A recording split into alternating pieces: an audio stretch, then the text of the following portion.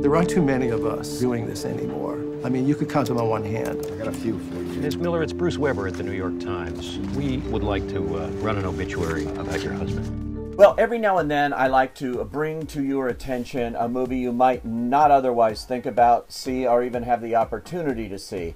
But this is one I want you to watch out for. It's called OBIT, and it is currently playing in New York and Los Angeles, and it's spreading out around the country in very slow basis. It's a documentary about the obituary writers at the New York Times. Now, if that doesn't sound like blockbuster material, I don't know what is. Okay, I'm just kidding here, because OBIT is as fascinating a movie as I've seen in a long, long time, in a very unusual topic you wouldn't think you'd find. Each obituary is telling a story of a life, and that is what Vanessa Gould's brilliant documentary displays here. The staff of the New York Times obituary section, these are generally older writers who've worked in other areas, and now they're here. They've all come to this place and brought a lifetime's worth of journalistic instincts, abilities, and talent to a section that has grown in importance. It used to be just straightforward, as the documentary shows,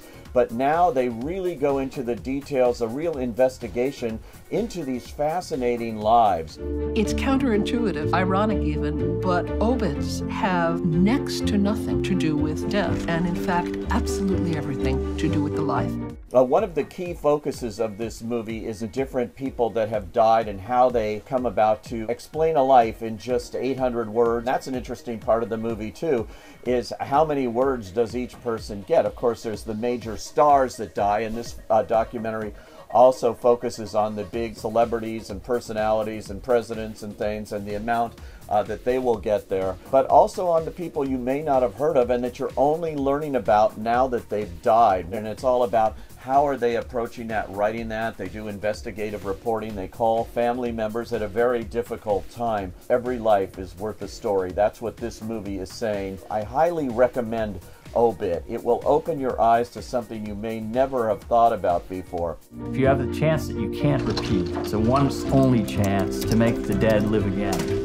This movie is definitely worth seeking out. I really like it. My favorite documentary of 2017 by far so far. I say, go.